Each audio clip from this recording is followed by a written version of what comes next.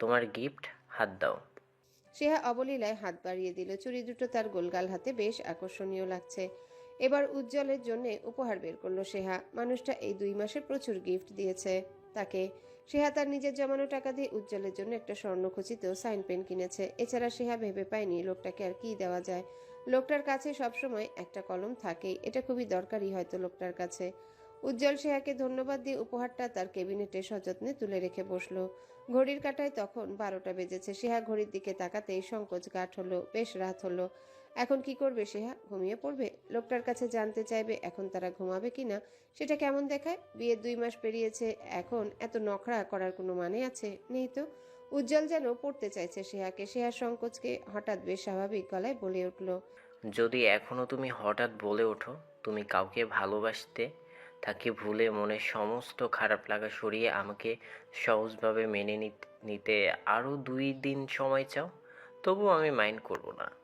সেহা হোঁচট খেল। পরপর নাটকীয় ভঙ্গিতে বলল, ওমা, এত ভালো আর উদার লোক আপনি? হেসে ফেলল উজ্জ্বল।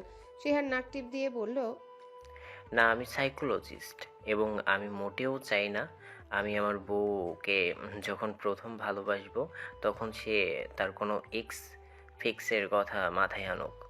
সেহা হাসছে লজ্জা পেয়ে। নাক ডলতে ডলতে বলছে, এক্স বুঝলাম, ফ্যাক্স কি?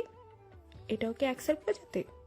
হ্যাঁ, একটা হলে এক্স, দুইজন হলে এক্স ফিক্স। নিস্তব্ধ বাড়িটাতে গভীর রাতে ওদের দুজনার চাপা হাসির রোল পড়ে। সেহা হাসতে হাসতে বলে, আপনার শুনেছি 3জন ছিল প্রেমিকা, তবে সেটা কি হবে? X fax tax? উজ্জ্বল হাসতে হাসতে বলে, দাদু কাউন্ট করতে ভুল করেছে, আমার 5জন ছিল প্রেমিকা, তাহলে সেটা হবে এক্স ফিক্স টেক্স মেক্স রেক্স। সেহা মুখ চেপে হাসছে। লোকটার মাঝে একটা দুষ্টু বাচ্চা টাইপের ব্যাপার আছে, যেটা সেহা বরাবরই উপভোগ করে। হঠাৎ হাসি থামিয়ে সেহা ধীরে ধীরে বলে, নেই এমন কেউ আমার। Ex fax tax max tax কিছুই নেই আমার। আপনাকে আপন করতে অসুবিধা নেই। উজ্জ্বল চুপ করে দেখতে লাগলো মেয়েটাকে। সেহা চোখ নামিয়ে নেয়। সত্যি বলতে সেহা বহুবার চেয়েছে উজ্জ্বলের সাথে রাগী মির্জার কথা বলে দিয়ে একটু হালকা হতে, তবে সেহা পারেনি, কখনো পারবেও না। কি লাভ হবে? লোকটার সাথে দাম্পত্যে ওই তথ্যটার আদৌ কোনো দরকার আছে? অযথা ঝামেলা হবে। সেহা নিজের আবেগ তাড়িয়েছে, এটা সেহা জানে। তবে সংসার জীবনে কখনো মূল্যমানিল্য হলে লোকটা যদি সেহার অতীত টেনে হীনমন্যতায় ভুগে, যদি কখনো লোকটা মনে মনে এটা ভেবে কষ্ট পায় যে সেহা হয়তো তাকে প্রথম আবেগের মতো ভালোবাসতে পারছে না, তখন? আর সবার মতামত কি সেহা জানে না? তবে সেহার মত হলো কিছু গোপন কথা, যেগুলো সবসময় গোপন রাখাই উত্তম। কোথায় যেন পড়েছিল সেহা, কিছু গোপন কথাকে শাড়ির মতো ভাঁজ করে আলমারিতে তুলে রাখতে হয়, কাউকে দেখাতে হয় না। সেহাও ওটাই করবে। সেহার অন্যমনস্কতা কাটলো গালে শক্ত হাতের স্পর্শ পেয়ে। সেহা গলা খাকারি দিয়ে গুটিয়ে গেল। উজ্জ্বল নরম গলায় বলল, কি ভাবছো শ্রাবন্তী? সেহা 2 পাশে মাথা নেড়ে আবারও বলে, নেই, আমার কোনো অতীত নেই। একটা অমায়িক হাসি উপহার দিল ওকে উজ্জ্বল। গালে হাত বোলাতে বোলাতে বলল, আচ্ছা আচ্ছা, বুঝলাম তোমার কোনো অতীত নেই। তুমি এক্কেবারে প্রস্তুত আমাকে মানতে? তবুও এখন ঘুমাও, সারাদিন ধকলে ক্লান্ত তুমি, একটু সময় তো প্রয়োজন। আর এটা জরুরি নয় বাসরটা বাসর রাতেই করতে হয়।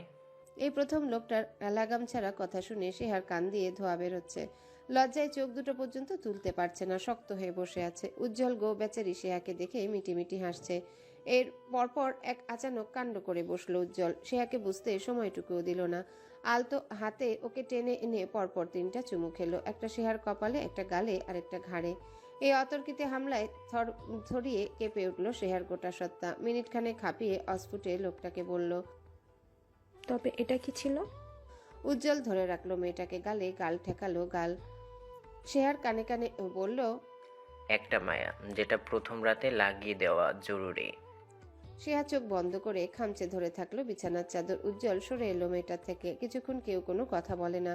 পরে সেহাই ধীরে ধীরে চোখ খুলে সহজ স্বাভাবিক লোকটাকে দেখলো। লোকটা বিছানা ঠিক করছে, সেহার ফোন পার্স সরিয়ে রাখছে। সেহা শুধু দেখতেই লাগলো লোকটাকে, ভীষণ সুন্দর লোকটাকে, বয়সে সেহার থেকে বেশ বড় লোকটাকে। উজ্জ্বল হাতের কাজগুলো করে হঠাৎ থামলো, চোখ রাখলো সেহার চোখে। মুখোমুখি এসে বসে ধীরে ধীরে বসলো। হাত বাড়িয়ে চশমা খুললো সেহার। সেহা নড়চড় করে না। উজ্জ্বল বলে ওঠে, যদিও এটা প্রথম রাতে জরুরি নয়, তবুও ক্যান আই হাগ ইউ? সেহা চুপচাপ চোখ নামিয়ে মাথা নিচু করে ফেলল। উজ্জ্বল আরো কিছুটা এগিয়ে বসে বলল, শ্রাবন্তী, আমি সাইকোলজিস্ট হলেও সবসময় মনের কথা বুঝি না। উত্তরটা মুখে বলে দাও। লজ্জায় জমে গেল সেহা। পরপর সব সংকোচ দূরে সরিয়ে নিচু স্বরে জবাব দিল। Any time.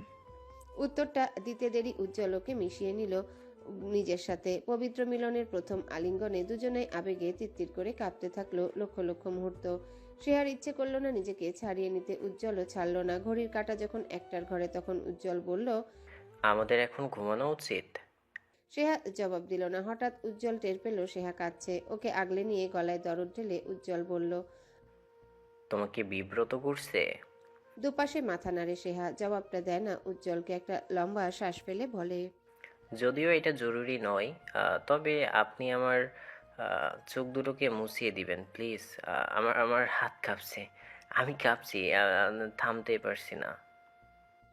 সকাল 9টার মধ্যেই বাড়ি ফাঁকা হয়ে যায়। সবাই যে যার কাজে বেরোয়। বাড়িতে থাকে সামিন আর এ বাড়ির মেয়ে বউরা। আজ ইহানও আছে। মূলত সে আজ দেরি করে বেরোবে। তাদের দলীয় মিটিং আছে 12টায়। ঋতু আজ বাড়ির নিরিবিলি সময়টাকে কাজে লাগায়। সেহার বিয়ের পর থেকে একটার পর একটা ঝামেলায় আর হাঁপ ছাড়তে পারেনি সে। আজ আলোকে টানতে টানতে নিচে নামিয়ে সামিনের কাছে গেল। সামিন তখন ফুরফুরে মেজাজে ইহানের সাথে আড্ডা দিচ্ছিল চা খেতে খেতে। ঋতুর চঞ্চলতা চোখে লাগার মতো। গিয়ে সরাসরি চেয়ার টেনে বসলো ছেলে আর ভাসুরের সামনে। ইনিয়ে বিনিয়ে নয়, বরং সহজভাবেই বলে দিল। ইহানের জন্য মেয়ে দেখছি। ইহান চায়ে চুমুক দিতে গিয়েও দেয় না। ভাবলেশহীন চোখে মাকে দেখে। আলো ঋতুর কথায় সায় দিয়ে বলে, ভালো কথা। সেহাকে উঠিয়ে দেওয়ার 2 সপ্তাহ তো ওদের বাড়িতে ঝামেলায় কথাটা তোলাই হয়নি। আমার কাছে পাত্রের লিস্ট। পাত্রী একজন পছন্দ করে ফেলেছি আমি, ভাবি, আর চিন্তা নেই। আলোকে থামিয়ে দিয়ে ঋতু বলল, হাতের ফোনটাতে একটা মেয়ের ছবি। মেয়েটা সুন্দরী। ঋতু ছবিটা ঘুরিয়ে ফিরিয়ে সামিন আর ইহানকে দেখিয়ে বলে, কর্নেল ইব্রাহিম মাহতাবের ছেলে মেহেক ইস্ট ওয়েস্ট ইউনিভার্সিটি থেকে পড়াশোনা শেষ করেছে। বয়স মোটেও কম নয়। ইব্রাহিম ভাইয়ের সাথে কথা বলেছে তোর বাবা, সেও আগ্রহী। তুই রাজি থাকলে কথা আগাই। ইহান ছবিটা দেখেনি, সে দেখছে মাকে। সামিন এবার কেসে উঠে বলে, না, ভালোই আছে। ওই ফ্যামিলি তো ভালোই, মেয়েও খুব ভালো হবে হয়তো। আলো ইহানের নির্লিপ্ততা দেখে বলে, দেখ, অনেক হয়েছে ইহান। অনেক কথা শুনতে হচ্ছে মানুষের। তুই কেন সুযোগ করে দিচ্ছিস যেখানে বিয়ে না করার তোর কোনো কারণই নেই? আমাদেরও তো একটা আশা আছে নাকি? তোর বউ দেখবো না আমরা? ঋতুর মধ্যে চাপা উত্তেজনা। বারবার চোখের সামনে প্রেরণার মুখটা ভেসে উঠছে। কিন্তু না, সে এটা হতে দেবে না। তার ছেলে অমন একটি মেয়েকে অন্তত ডিজার্ভ করে না। ইহানের দিকে তাকিয়ে বলে, এত বেশি সময় দিতে পারবো না আর। যথেষ্ট নাটক করেছিস, এখন কিছু একটা বল। ইহান উঠে দাঁড়ালো। ঋতুর হাত পা কাঁপছে। ভাবলো ছেলে এক্ষুনি প্রেরণার কথা তুললে সে কি করে নিজেকে সামলাবে। সামিন ভাইয়ার সামনে চেঁচামেচি তো করতে পারবে না, তবে কি করবে? কিন্তু ইহান ঋতুকে চূড়ান্ত অবাক করে দিয়ে ধীর স্থির বলল, নাটক করবো না, তোমার যেটা ভালো মনে হয় করো। ঋতু এক দৃষ্টিতে তাকিয়ে রইল ছেলের দিকে। ইহান চলে যাওয়ার পর মুখটাকে অস্বাভাবিক হাসি হাসি করে সামিনকে বলল, আমি আজ বিকালে ইব্রাহিম ভাইয়ের সাথে কথা বলবো। আজই, একটুও দেরি করব না। সিঁড়িতে দাঁড়িয়ে বিস্ময়ে হতবাক ইসি দেখছিল সবকিছু। তারপর পেটে হাত চেপে দোতলায় উঠে ঘরে গিয়ে দরজা লাগিয়ে প্রথমে ইরফানকে কল করলো। ইরফান কলটা রিসিভ করলো না। ওকে না পেয়ে ইনুকে কল দিল ইসি। তাড়াহুড়ো করে যেটুকু জানাবার জানালো। হতভম্ব ইনু কল কেটে সোজা চলে গেল প্রেরণার কাছে। তার তো দুশ্চিন্তায় মাথা ছিঁড়ে যাচ্ছে দাদানের জন্য। সে জানে দাদান প্রেরণা আপুকে প্রচণ্ড ভালোবাসে, তবে বিয়েতে রাজি হলো কেন? প্রেরণা আপুর মনে একটুও জায়গা হলো না দাদানের। এমন কঠিন মানবীয় হয়? প্রেরণা আজ রেস্তোরাঁয় বসবে। রেডি হয়ে দাঁড়িয়ে পড়ল ইনুর সামনে। চটফটে ইনু শুকনো গলায় বলল, জানো আপু, বড় দাদানের জন্য পাত্রী দেখা হচ্ছে। বড় দাদা নাকি বিয়ে করবে। প্রেরণা স্থির দৃষ্টিতে দেখল মিনিট দুয়েক ইনুকে। পরপর ঠান্ডা গলায় বলল, ওকে। ইনু আরো বেশি চটফটে হলো, বলল, ও ওকে মানে? প্রেরণার তাড়া ছিল, কিঞ্চিত বিরক্ত হয়ে বলল, তো কি বলবো? আলহামদুলিল্লাহ তো বিয়ে হলে বলতাম। পথ ছাড়ো ইনু, আমার দেরি হচ্ছে। মিটিং শেষে অলস সময় পার করছিল দলের ছেলেরা। ইহান চুপচাপ গম্ভীর মুখে কিছু কাগজে সই করে যাচ্ছিল। ক্লাবে পাতা পড়ারও শব্দ নেই। হঠাৎ আপন হাই তুলে বলল, একটু গান ছাড়তে ইচ্ছে করছে। তো ছাড়বি, অসুবিধা কি? ইহান জবাব দিতেই নাহিদ লাফিয়ে উঠে দাঁড়িয়ে বলল, সে সুযোগ নেই। আজ রেস্তোরাঁয় ভাবি আছে, এসে ভীষণ কথা শোনাবে। আচ্ছা ভাই, ভাবি কেন এমন বলো তো? আমরা তো ওই রেস্তোরাঁ থেকে 10 হাত দূরে থাকি। তবুও সে মনে করে তার মেয়েদেরকে উত্তপ্ত করি, ছলে বলে। ভাই, ভাবি কিন্তু আমাদের স্বাধীনতা কেড়ে নিচ্ছে। ইহান চোখ তুলল, ঠান্ডা গলায় বলল। কে ভাবি? অন্তর অবাক হয়ে এগিয়ে এসে নাটকীয় ভঙ্গিতে বলল। কে ভাবি মানে? প্রেরণা আপা?